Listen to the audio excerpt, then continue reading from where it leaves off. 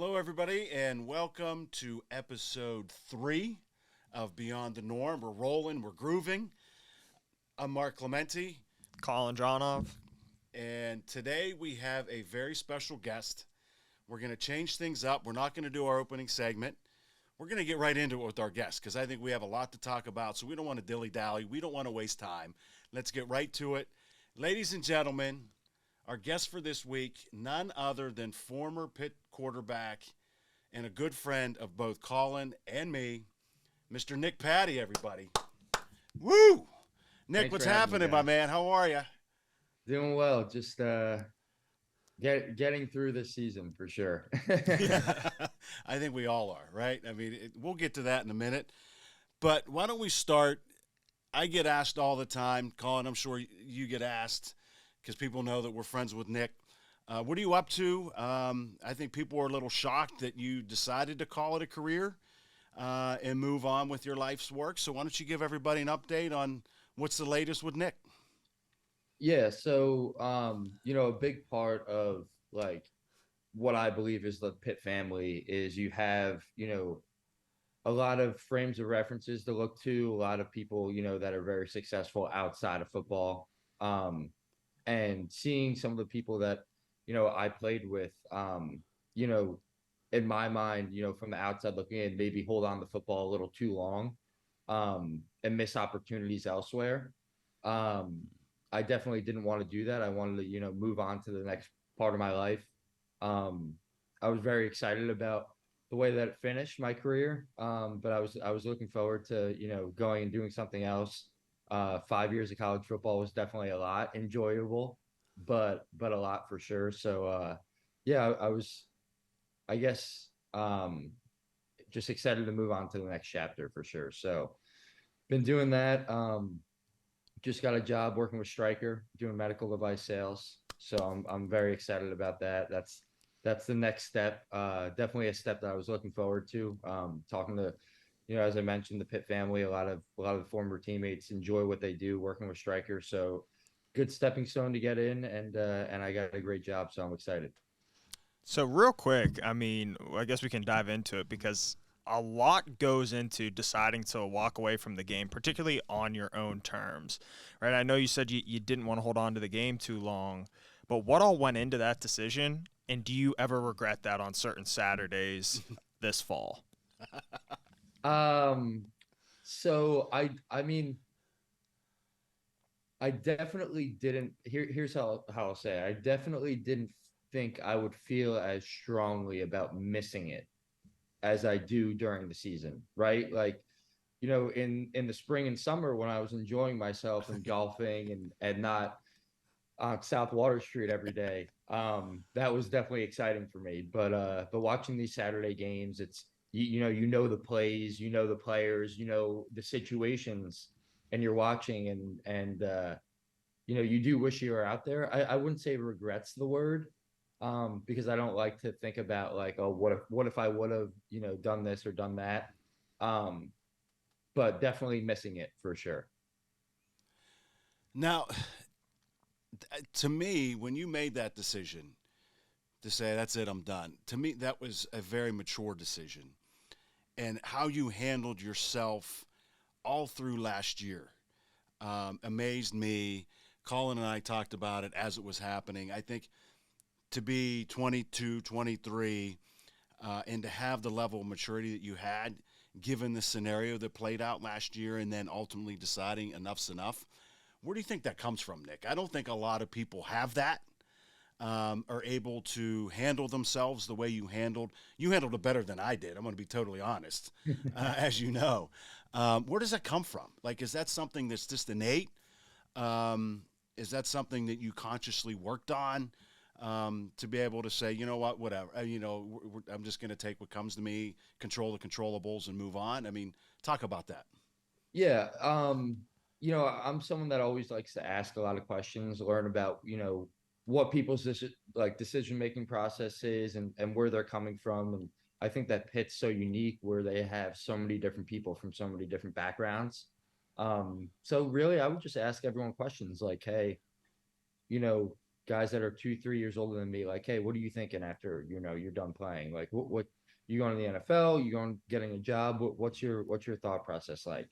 And then following up with them, after, and seeing all the success that is brought about through Pitt, um, and really in that last season, as what you mentioned, like going through that last season, like day by day, um, it was a struggle for sure. I dealt with an injury, but just even when I came back, not getting the chance to, get more reps, show what I have, like show how much I've been improving throughout the season, weighed on my mind mentally 100%. It was definitely frustrating. And I always wanted to be like a pit man, through everything, through all the struggles, the issues with not playing and maybe not getting the chance I deserve. I always wanted to graduate from Pitt and finish with my degree from there. So if I wanted to play for another season, I felt as if I came back, it could have been more of the same, right? Where I'm not playing, and then now I'm delaying my degree by a year, my life by a year for a situation that I'm not going to be playing in. Or I go transfer somewhere else and I'm not the pit man that I want it to be, right? I don't have the NBA, I don't have all the pit connections. Maybe I'm looked at in an ill light, and I'm not a true pit man. So I made sure that I got my school paid for, my degree paid for. That was something that I wanted, and Pitt honored, which was very nice. So um yeah, it was a tough decision for sure, but I wanted to go out in the right way. So there's a lot to Yeah, unpack right. there. Yeah, yeah. I'm actually going to take it in a direction because it's reminiscent to me a little bit of when Dennis Briggs decided not to even participate in the pro day. Right. So Yeah. Dennis, multiple time captain, would have had an opportunity in the NFL, would have been into at least a rookie mini camp. Right. But Mm-hmm. he just ultimately decided he didn't want to do it. He was happy with his career. He wanted to move on. And when I asked him about it, because I was like, Dennis, I was like, why aren't you trying? And he was like, Colin, at the end of the day, he was like, I believe I could play in the NFL. He was like, but for me, that wasn't the most important thing in my life. He was like, I'm married. He's like, I want to start a family. He's like, I want to be here in Pittsburgh. He's like, I don't want to put my family, drag them through the mud. Now, I know you're not married. I know you're not looking to start a family right now. But was there ever a bit of you that was like, if I do really well this last year, I could have a chance at the NFL? Or was that just for you not worth the risk or not something in your mind? Yeah, that definitely played a part of it because clearly I wouldn't have been the first overall pick, right? So I would have been, if drafted later on, most likely undrafted. And that, you're a journeyman, right? Like that lifestyle is, one day you're living in, California, the next day you're living in, Minnesota. It just, it could change on a dime. And I love the area that I grew up in. I knew that I wanted to be in this area, in this New York, New Jersey area. Um, and there's so much opportunity here. So that definitely played a factor into it. Just having to bounce around. Another guy that really was in the same situation as DB, and I talked to DB about it. Um, I got his input on a lot of different things. He's the best. He's a perfect example of, someone that is successful outside of football, and part of that Pitt family that you could reach out to at any time. And another guy, Steph Millen. You remember Steph Millen had a chance to be a third or fourth rounder. Yep. Um, Yeah. and he called it quits. Yep. So seeing guys that, are similar to me, I guess, where, the NFL wasn't the end all be all, was comforting, and being able to talk to those guys about how they're doing now was a cool thing for me. You mentioned a lot of former teammates there, Nick, and that's very interesting to me because that to me is the greatest thing about playing a sport is the camaraderie and the teamwork and the friendships that you build. Can you talk a little bit about, and I know you're close with Craigs, um, some of those guys that really helped you over the course of your career at Pitt and how they helped you? Yeah. Well, I think the main part, right, is your mind while you're playing, because it's such a ultra competitive sport. And you know whether you feel it or not on the forefront, it weighs on you mentally for sure, because you're expected to go out and be your best every day. And that just doesn't happen. And if you're not your best every day, that day you could be passed up. You could, it could be an important day. It could be a scrimmage or evaluation practice, whatever it may be. Um, and I feel as if sometimes in sports, your performance is your life, right? Like if you don't play well that day, then you're not a good person that day, or you're not worth as much that day. Um, so it definitely weighs on you mentally, but having that family aspect in your own position room was something that was stressed a lot at Pitt, because no one understands a quarterback like a quarterback. No one understands a kicker like a kicker, a safety like a safety. Um, so having my four best friends on the team, including Cradle, obviously, but having my four best friends on the team, be the quarterbacks, and that was our foursome in golf. That was our going out crew. That was whatever it was. That was always who we hung out with. That those seasons, whether it was, Kenny, Davis, and Joey, Eli, whoever it was, Nate, all the guys that, you go up with and you go through your career with, were definitely people that you leaned on, people that you relied on, because they experienced what you experienced. But I always say it, and I think I've told you a lot more, everyone comes back to Pittsburgh, right? Everyone loves Pittsburgh. They look back on their time in a more, fond light than they did when they were playing. Mm. So every alumni is so eager to, give back, whether it's Bill Stoll or John Pelusi, whoever it is, is willing to help, get on a call with you, talk to you, help you through whatever situation you're going through, whether it's getting a job or it's, getting through the week of football. It doesn't matter. So, um, definitely that family aspect on and off the field was huge for me.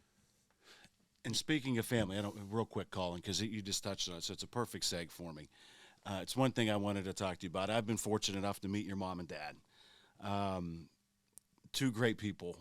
Talk about, Nick, how important they were, helping you over the past 12 months and everything you went through and the struggles and the injuries and, not getting a fair shake. How important were Joe and Kathy to you there, to, sort of keep you going?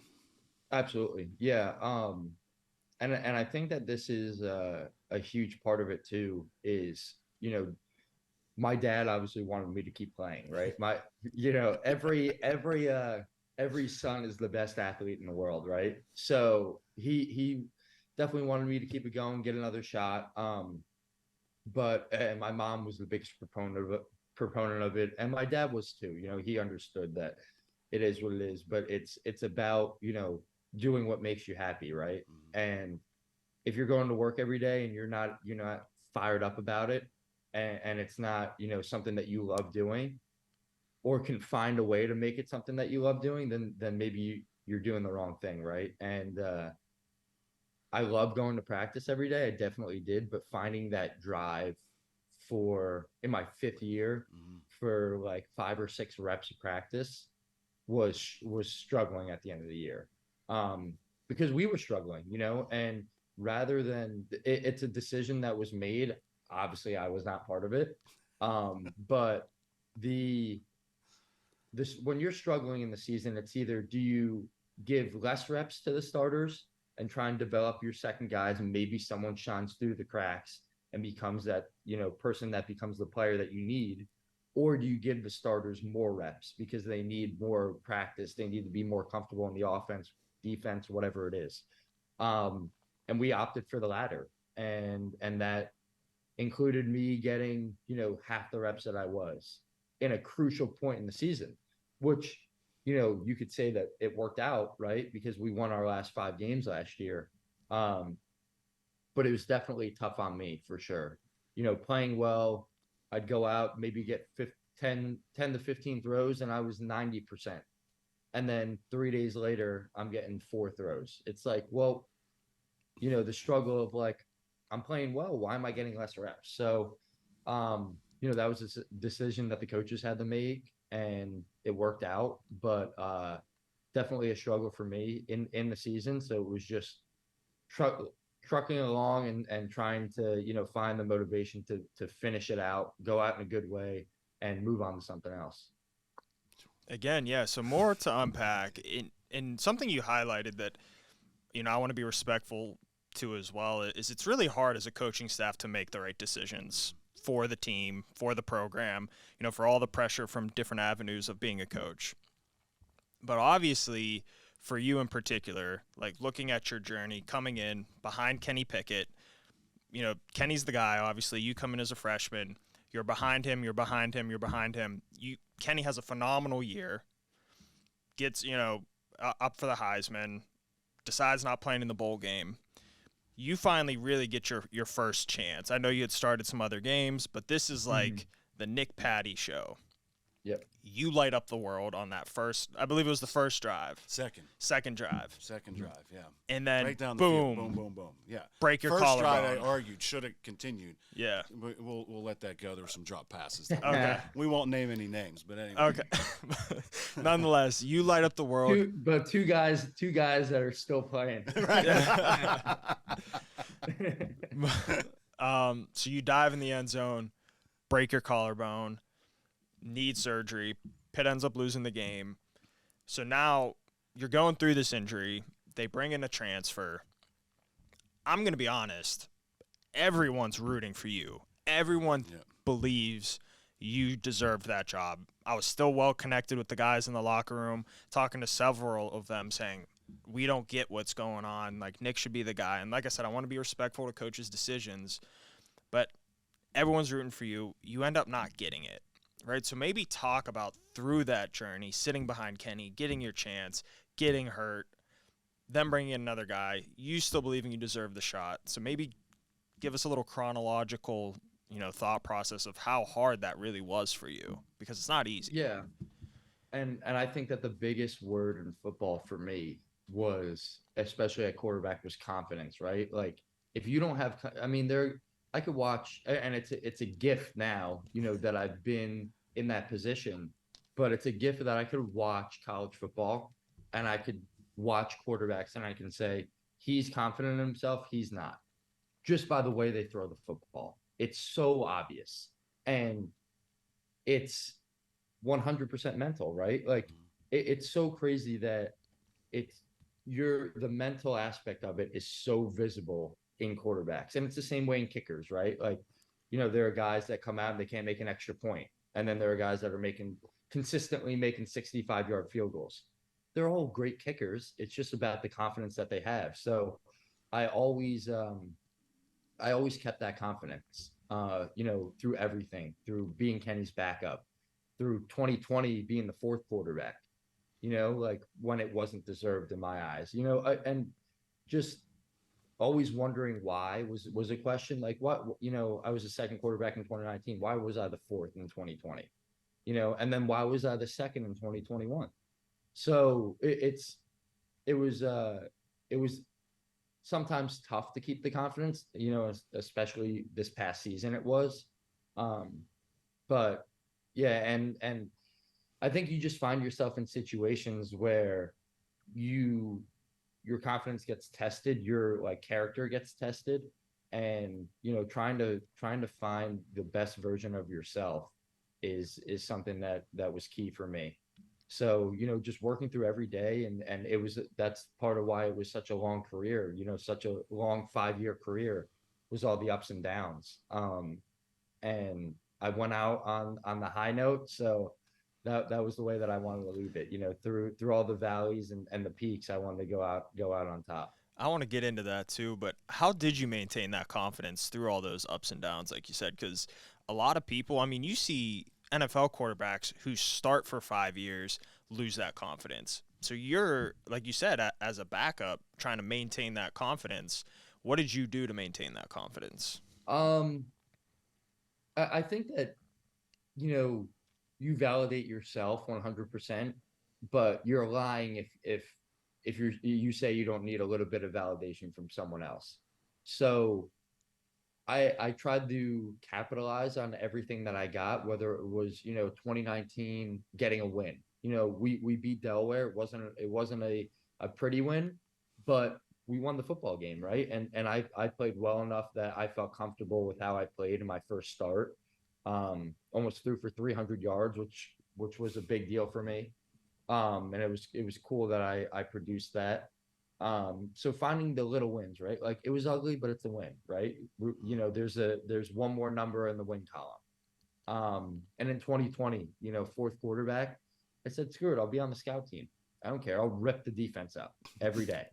And like those guys became my biggest supporters, right? Yep. Like those are the guys that when I got in the game were standing up on the sideline, excited, watching the jumbotron, because you gain that respect. And I think every day, like, the D line or the linebackers or the safeties coming up to me and be like, bro, stop, you're kicking our ass. Like that was cool. That was really cool to me. And then 2021, whenever I got my opportunity coming in and capitalizing on that. And 2022 was a struggle to find that confidence for sure. Like I'm not going to lie at all and say that it was easy. Because I didn't feel, I felt well enough to win in the Tennessee game, but watching the tape, I was like, damn, I wasn't as prepared as I should have been. And I can tell you, I like to take ownership for us losing the game, but I could tell you a big part of it was the lack of reps and the lack of comfort in the offense. That the some of the plays that we were running was the first time I've ever ran them, and then getting injured was tough, and then coming back and playing well in practice, just finding the little things, right? Like, hey, I was like 9 for 10 today, like that's pretty cool, and like I had 3 touchdowns, whatever it was, just finding the little nuggets of confidence, and I think our team has such a positive aspect, or had such a positive aspect to it, where everything would go noticed. If I had a great day, the D line knew, the O line knew, whatever it was, because everyone watches the tape, and everyone has a feeling about practice. So keeping the positive environment was cool, and all the good work didn't go unnoticed. I think you're gonna piggy. Go ahead. Go Yeah. ahead. I was gonna say. I was gonna ask something that I think you would like, but go ahead. Go ahead. Go ahead. No, I was just Go gonna ahead. say. So obviously, Mark and I and most people believe you should have been the starter, and I'll let him piggyback off of this. But how did you stay professional through it all? How did you be that positive influence in the locker room and not become a culture cancer? Like, is that something innate to you, or did you have to consciously tell yourself, I have to come, I have to be prepared, I have to be a good teammate? Tell us a little bit about Yeah. that. I think I had a lot of examples before me, of guys doing it the right way and guys doing it the wrong way. Um, so often people would be like, why don't you go talk to Coach Narduzzi and like, tell him that you should be the guy. And I'm like, he knows, like, he watches the same film as me. Like, there's no like skewing in the numbers. Like it's known. We keep stats every day. They watch the film every day. Like they know the situation. I don't have to go tell them. They know that I'm in the facility every day. They know I watch extra film. I throw extra balls. Like they know I work hard. So like, am I gonna go cry about it? No. Like just handle it like a man. You don't think you're getting what you deserve. Keep working hard, and you'll get it. Um, and I definitely saw examples of people doing it the wrong way, and what that was like. Seeing the aftermath of that, you know, everyone that did it the wrong way didn't have a nameplate the next, couple weeks, the next year, the next month, whatever it was. And that was definitely something I didn't want to do, because when you leave that place, you have no idea what's coming next. You know, it could be the best thing that ever happened to you, and it could be the worst thing that ever happened to you. And I have examples of both, and names that I won't share, but it's you know, it's safe there, right? Like you get treated well every day, you get to show yourself every day, everyone gets reps. Um, but I definitely think that there was a story that was untold for sure. And I would have liked to see how that played out. Wow. Yeah, that was a strong sentence right Yeah, there. and we're gonna leave the first segment right there with that.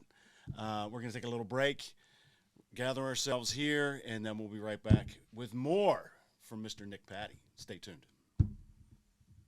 Beyond the Norm is brought to you by Brushes and Beans Cafe in Murraysville, PA. I know a lot of people, you hear Murraysville and it's like, oh man, that's out in the boom. No, very conveniently located right off of Route 22. Wherever you're going, there it is.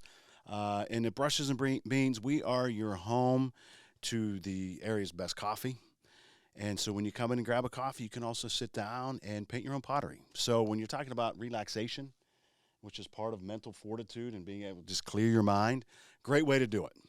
Come in, sit down, grab, like I said, your favorite coffee drink. Colin has his. He loves cold brew. Come in, grab a drink, sit down, relax, pick a piece. It's a great gift idea. Great custom gift idea that you can make for the holidays, birthdays, whatever it may be. And also we have a private party room, which you can use, bachelorette parties, corporate outings. It's a great team building opportunity for those of you that look for that. And we want it to be a place where you can come, relax, be comfortable environment, clean, neat. If we think we get you there, you'll really enjoy it. So once again, brought to you by Brushes and Beans Cafe and by Athletic Fortitude. Colin, take it away. Yeah, so Athletic Fortitude, what we do, we work with professional and Olympic athletes. We created a private community in particular where we work with athletes on everything from mental health to performance psychology, right? We work in group settings, and we're really there to build, one another up. The idea is to get elite minds around other elite minds who are experiencing similar things and who want to elevate each other to ultimate levels. Also included, send out a weekly newsletter called the Fortitude Chronicle, where I get it. It's excellent. I appreciate that. I write about, just different things that are inspirational, motivational, and help create disciplinary habits, right? And then I include, different stories throughout the world that are going on to, give people a taste of what's really going on in the mental side of the world and to use those tips and actions to help elevate them to another level as well. Those are the big things involved with Athletic Fortitude, and we're taking it to the next level, and excited to continue to work with people and help them out. And now here's more Beyond the Norm. All right, welcome back, everybody. Segment 2 with Nick Patti. A lot of great stuff in that first segment. We're going to pick it back up. Nick, we ended with you saying there's a great story untold. If you could have written it in your mind, what would it have been? I think every player has that confidence, right? That, every time I step out on the center, we're going to win the game. And I think you have to have that. It's so pivotal, or else, things like what I talked about happen where it's clear that you don't have it, and it's you're in a bad situation. But everything was laid out perfect last year. That first win was supposed to be the big one, right? And that was the one beating West Virginia that was supposed to propel you into the season. Mm-hmm. And we got that win, and right in week 2 we had some adversity. Injuries to 2 quarterbacks, which is unplanned, right? You can't expect anything like that to happen. So, that's where seasons can struggle a little bit. You look at the New York Jets right now, right? Is a perfect example of that, where you have everything laid out perfect, and then just situations that are out of your control happen, and it's tough sledding. But yeah, I don't know. The season was laid out perfect. I felt comfortable. We had a roster that was built for success. A lot of guys that had played a lot of football, especially on the defensive side of the ball, which would have been a good situation for us. So I don't know. It's tough to speculate, but a lot of wins in the future for sure, and could have continued this year too. So we'll see how this plays out this season. Hopefully it gets better, but as I mentioned before, frustrating to watch for sure. So as you know, I couldn't hold my tongue with Coach Sig, and you brought up this season. As you sit back and watch what's unfolded so far, how do you process? I know you're obviously comfortable with the decision you made, but given what everybody is seeing, in the booze, and now we're Booze City, Pennsylvania. What's your thought process through the whole thing? Like, how do you keep your from you mentioned the word regret earlier. How do you keep yourself from saying, "Damn, I'm I could have this team 3-0." Yeah, it's tough, right? Like you can, especially when it's so fresh in your mind, like, and it's with all the same guys, right? Like Mm-hmm. I'm watching the same offense that I ran, and some of the plays that I loved, you know, some that I didn't love that are executed, and some that I love that aren't executed. It's still tough. Um, and really, it's just it's the hurt of the guys that you love, right? And it's good. There are good people on that team, like really good guys and really good players. Um, receivers that I love. Like I got Kanate on Saturday night at 1 a.m. I'm watching the highlights. I'm watching like Deion Sanders pull out a win for Right. Colorado, and Kanate texts me like, "Miss you, bro." Mm. Like Right. that stuff is great because it's like guys reaching out, and that's what people help me with, right? Like Mm. it's in tough times, they're struggling, reaching out to people that are have moved on and being able to have them help you, and I can give them a little bit of advice. But it was clear to me what that message meant, Right. and, Yeah. and it's tough to have someone that you love, and I know Bub is feeling the same way. I know Gavin's feeling the same way. The running backs, the line, that they're feeling that hurt of losing, and losing in big games, right? Like it's one of the biggest rivalries in college football, and going down there and losing, and the offense struggling, especially for the offense and me. It was tough, but more missing the players, and I was always a selfless guy, so not my own success of thinking I could go out there and throw 4 or 5 touchdowns against them. It was more of like getting Kanate a touchdown, or Bub a touchdown, or the offense doing better. It was more of that hurts, and that's the struggle. If you, I'm going to take this here. This is a great follow up. So I don't think maybe they did, but your leadership was off the charts, right? We heard the stories last year. The team obviously wanted you in there, and that's for a reason. I think, and when you were in there, we saw them play at a completely different level. I think that's fair to say, right? In the bowl game, everybody, offense and defense, right?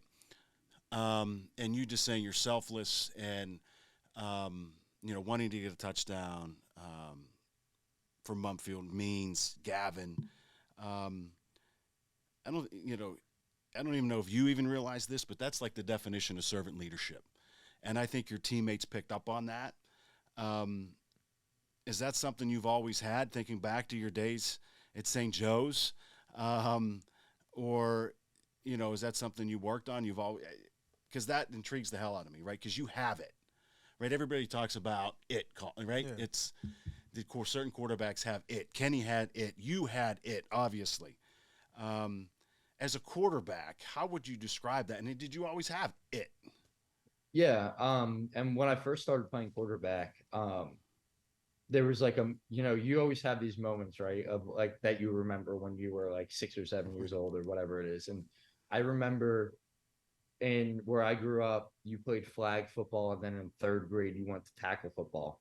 And I was always like the bigger, like the bigger one of like my friends. And I was a good athlete, and I was trusted, like, to handle the ball. And so when they made that decision, like in third and fourth grade, that I was going to be the quarterback, I have a vivid memory of being told that.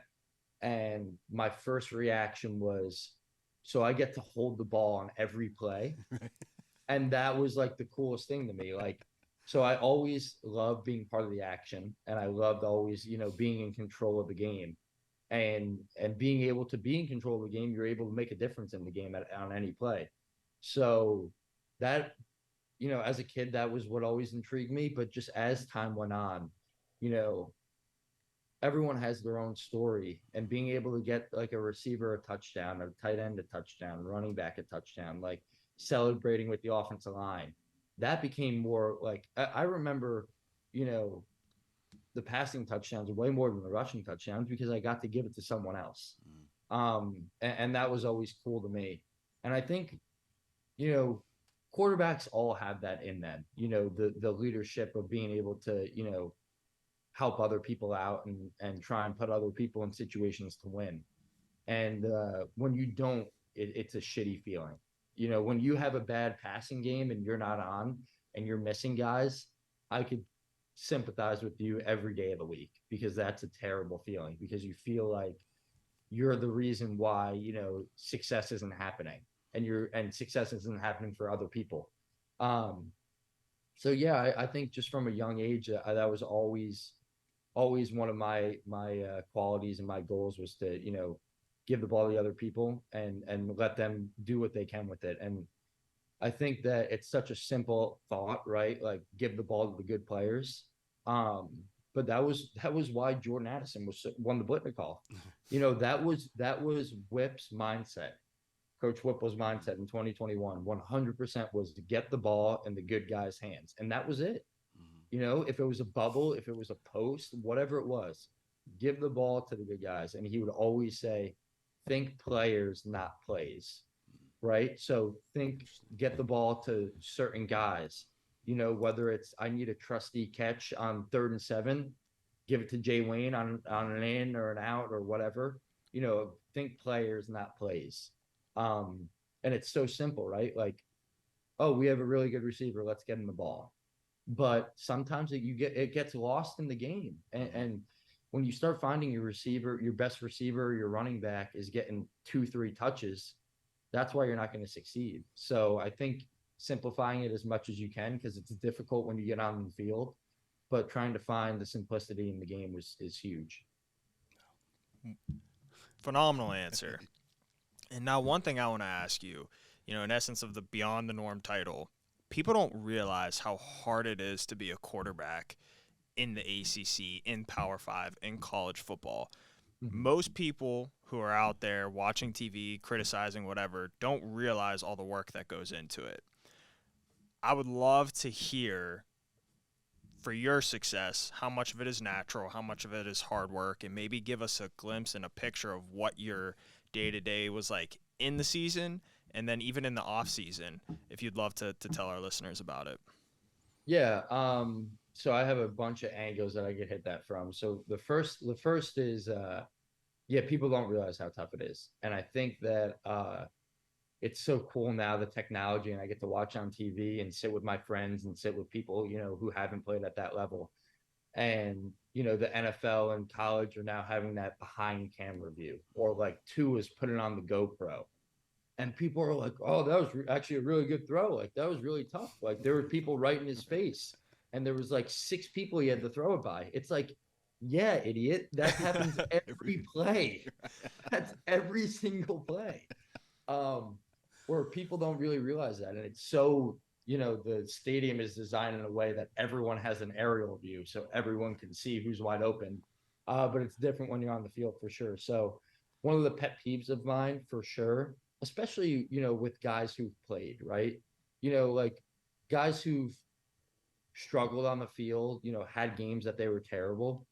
The the criticism in real time of like watching a play once and being like, I'm a Jets fan, so being like, oh, Zach Wilson should have made that throw, or Kenny should have made that throw. It's like, you're in the booth because there was a point where you didn't make that throw. So like, shut up. Like, Right. yeah, it's clear. Like, you can see it. So you don't have to like say it 10 times. So I think like the criticism in real time, like if you go back and watch the film and it was an easy throw, all right, fine, say it. But like in real time, in front of millions of people, the way that some of these commentators put these players on blast for no real reason is crazy to me. But there's a ton of preparation that goes into it, to answer your question. And I think that you watch, Exos is a great thing. Exos, for people that don't know, is what we use to watch film. It's like the Huddle or whatever, the service that everyone uses to watch film in college. And Exos is great. You could watch, any given day I can go in the facility and I can watch Alabama throw bubbles, or I can watch, Clemson throw deep balls, whatever it is. You can pick off different guys, and you get film of every game, every one, and you get to watch, different people do it. So that's more off-season work. In season, it's watching your specific team that you're playing that week, learning their tendencies, learning how you can exploit them. But in the off-season, it's watching other people's art and learning from what they put out on the field. Really cool. I just think about it too in terms of then you add injuries on top of it, right? Because it's, hey, we have team meeting at like 6 a.m., 7 a.m. I can't remember what it is. So if you want to get treatment, you got to get treatment beforehand. Then you got to eat breakfast. Then you have team meeting. Then you have individual meetings. Then you get ready for practice. Then you practice. Then you get to eat quickly. And then for quarterbacks in particular, it's like you got to get in there, watch that practice, watch the other team, make adjustments. And people really don't understand. And then you had classes on top of it. So like what drives me nuts too is like when a Zach Wilson or a Kenny Pickett misses a throw. One, it might not even be their fault. Two, it's not like 100%. they're going out there and trying to miss that throw. Right? Like that's the part that really gets me and why I've grown to be less critical of people is because I realize how hard it is and no one's going out there and trying to perform badly. 100%. Yeah. And, you know, the, I guess the thing for me that I always try and make light of it is whenever, that happens, or like I'm sitting with my friends watching a game and they're like, how does he miss that throw? Like, and I always say like, and it's supposed to be a joke, but there's some truth to it where it's like, yeah, well, he's better than you. So it's like, you know what I mean? It's Right. like, yeah, like he missed that, but like on any given day, he's better than 90%, 99% of the entire world. So like, well, it's probably, math guy, it's probably like 99.99999% of the entire Right. world. But he's better than 99% of any other quarterback, so um, I think always just keeping that in perspective is important. But yeah, the grind every day is something that people don't see, right? And it's the little stuff. It's like make sure you get your ankles taped before the team meeting. Yep. So I have to get there an hour earlier now, because everyone's getting their ankles taped. So it's you know practice at 9, but you're there at 6 or you're there at 5:30, whatever it is. And it's all the little things. It's the team meeting for 15 minutes, talking about the plan for the week, and then it's the 40 minutes of film, and then it's the 40 minutes of unit film that you watch together. um yeah, there's so much that goes unnoticed, and I think people don't understand how truly prepared these people are. But you're going into a war, like you have no idea what's going to happen until you really step on that first play. You could everyone has a plan until they get hit in the mouth, right? That's the big Famous thing. Mike, So Mike Tyson, yeah. Tyson, yeah. yeah. So and I love the man in the arena, Yes. that what poem or whatever it is. It speaks volumes to football in general. So So I just want to transition a little bit, and since you talked about all the preparation that went into football and what you did every single day, we talked at the beginning of the podcast that you're getting ready to launch your career with Stryker, um, but the interview process for that job was insane, right? I've yeah. interviewed for a million jobs over the course of my lifetime, and I never experienced anything like it. So, how did all that work you put into football, Nick, all that preparation, all those hours, how do you think it prepared you? And I think you did. I mean, the advantage maybe it gave you over some others that were going through the same job and through that process, which was grueling. Yeah. And so really it was six interviews. I thought it would be more, just from everything that I That's heard, but I crazy. think that they I think the most I've ever done is 3. yeah, I think they cut it short a little bit. Hopefully it's because they knew that they had their guy. That's what All I right. like to Yeah, think. exactly. But it's the nature of the company, like Striker specifically. There was one opening and there was 140, 100 plus whatever people that applied for it. So you have to, right? So like fairly, I don't like saying weed out, but like to fairly give everyone a chance and then move through that process, you have to have that many steps. Um, but it's as nerdy as it sounds. It felt like I was playing again. Like every interview, it was like, all right, this interview is going to be the personality test. Like, how do I put my like game prep? Like, let me look up some like former questions. Like, let me talk to people that have done it. Let me see what I'm like going into. Um, one interview was a sales pitch. Like, all right, how do I, learn more about the product? How do I like network with people that are already using it? Like, whatever it was. I tried to put myself in a situation to win. Same thing as football. Uh, so I could see how, and I didn't think there would be as many similarities in football as there are in the workforce. Just in that interview process, I haven't started yet. I'll start soon, but um, you know, it's cool to see that there's so many similarities going from one thing that I thought was so like specific to another. Um, that was cool to see, but I think just reaching out to people that have done it. That's just like the lesson that I've tried to follow through my whole life is like people that have seen success in a certain industry, ask them questions. People love to talk about themselves. So just gain as much knowledge as you can. Um, see how they did it, what worked, what didn't work, what they would have changed, what they don't want to change. And go from there and make your best plan of attack. It's the same thing with film work, right? Like you get to see people succeed against Cincinnati, West Virginia, North Carolina, and you get to see people that don't.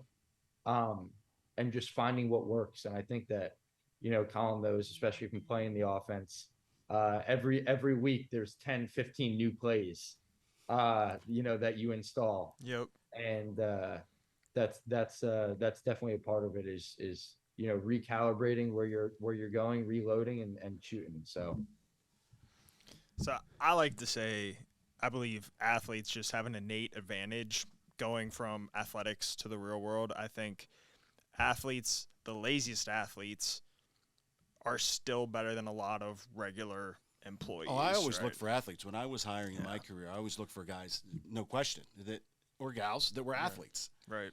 Because and it proved to be true. They were just better employees. Yep. yeah. And I think a big part of that is, and I focus a lot on identity with the work that I do now. And the identity of athletes and transitioning out of athletics can be really difficult in how you learn to maneuver it. And I think that there's a tie between what you identify as and how you transition out. So for you, were you someone who identified as like a quarterback, or were you someone who identified as someone who's just always going to be a leader, someone who works really hard, someone who you can depend on, things of that nature? Yeah, and I was definitely put in a better situation because of my title as quarterback than the other players. Because quarterbacks, like you said, are viewed as the leader, and that's looked at as a better light than maybe some other positions.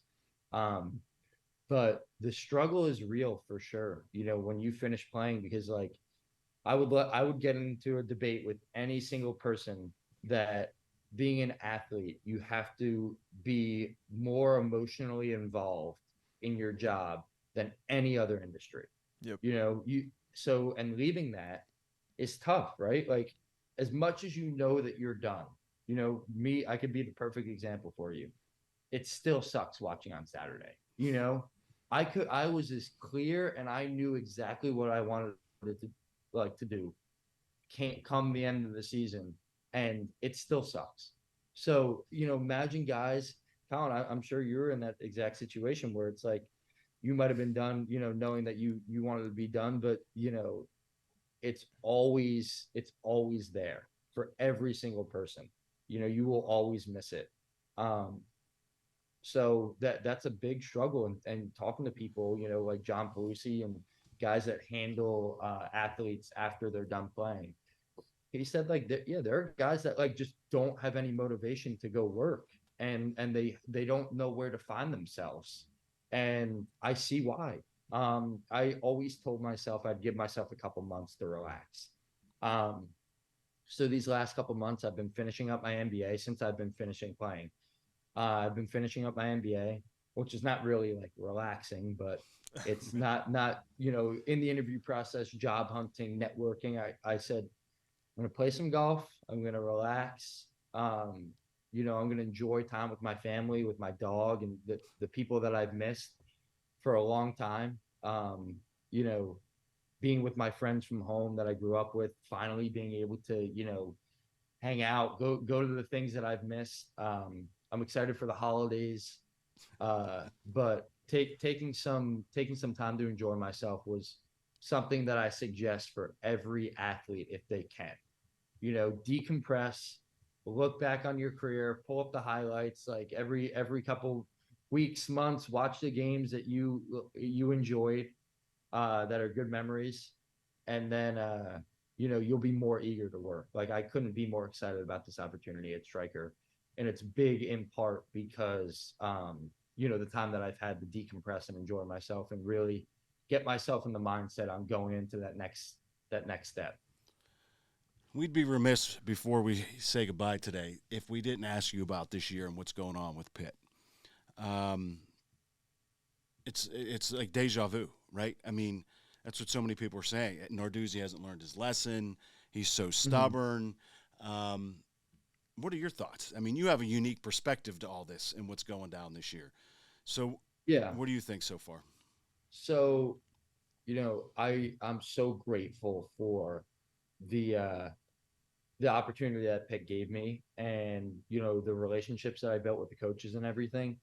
And you know, it goes back to that man in the arena thing, right? I'm not there. I'm not in the facility every day. I have an outside looking in perspective, so it's hard to be, overly critical of the situation. But I think that something that I know is happening, um, is when they first brought Keaton in, um, instantaneously, didn't matter how good I was, how good he was, there was now a riff in the locker room.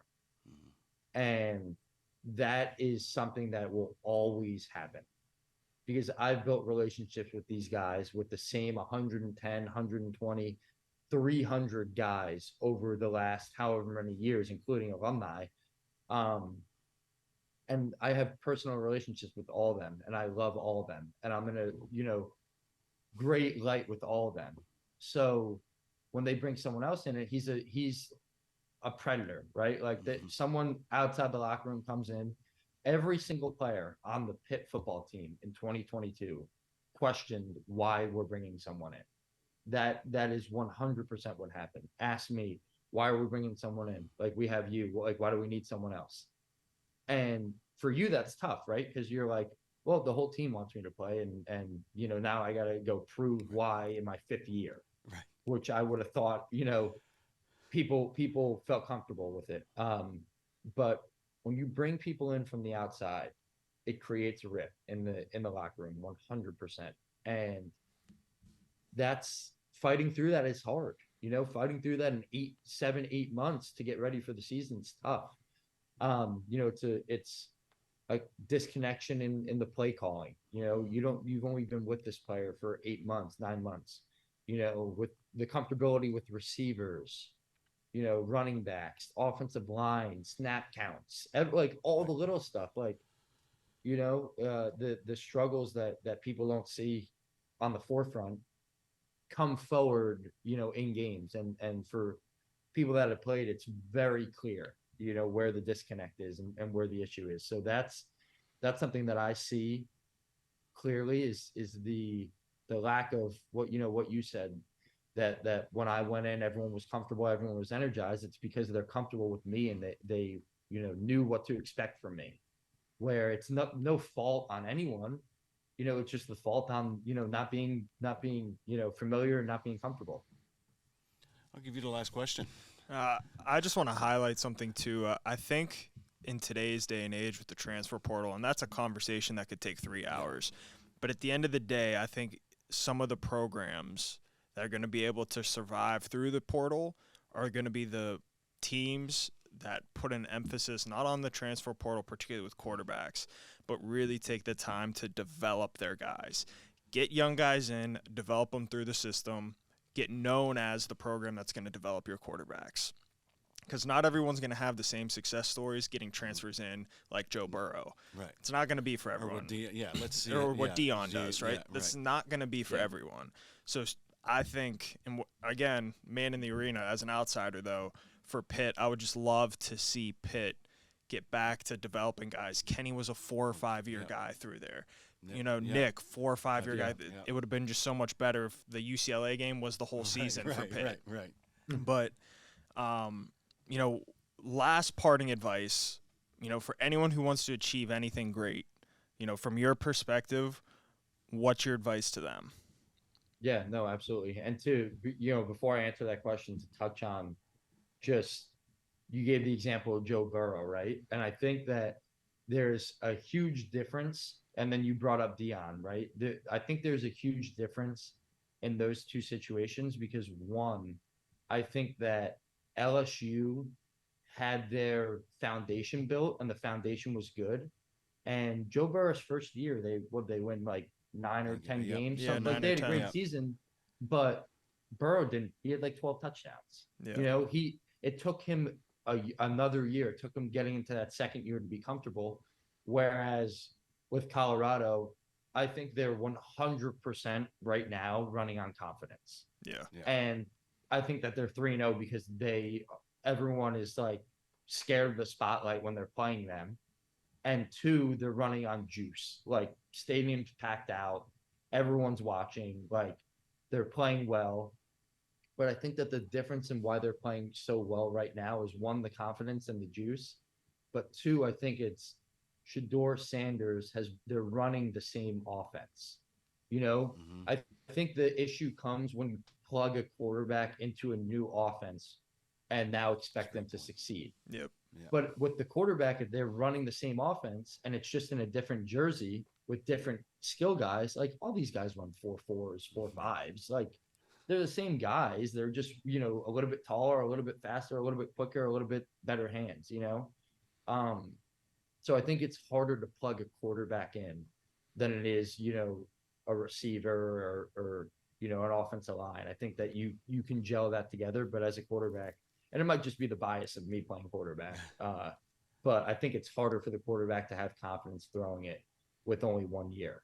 But to answer your question, I think it's, Aaron Rodgers had a great quote that I love, and it was, when there's a big change in your life, you can either do two things.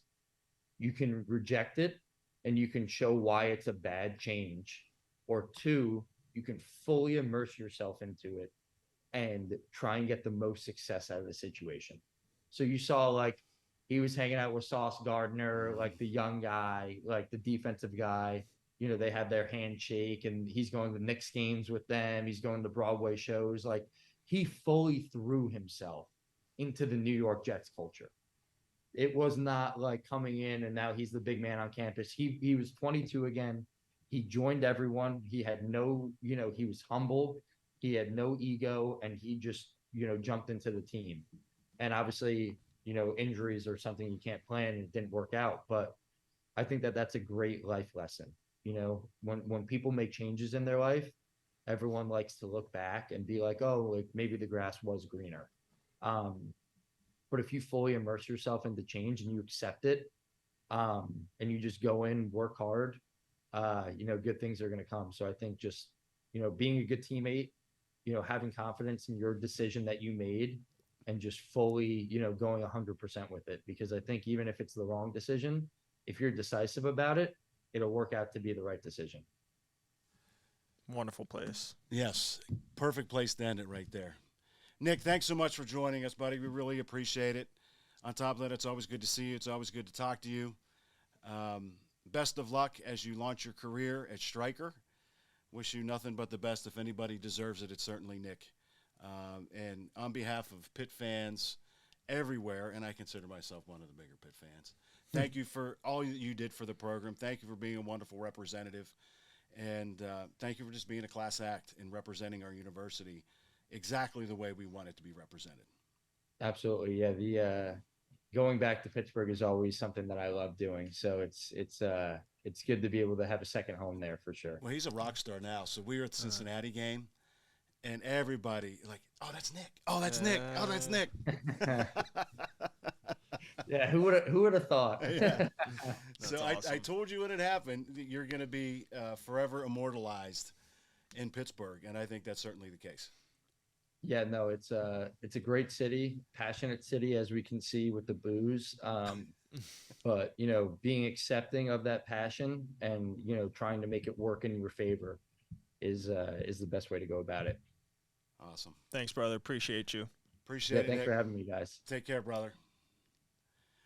All right, guys. And that'll do it for this week's episode of Beyond the Norm. What an episode it was. It was a full more than an hour with Nick. Some tremendous stuff in there.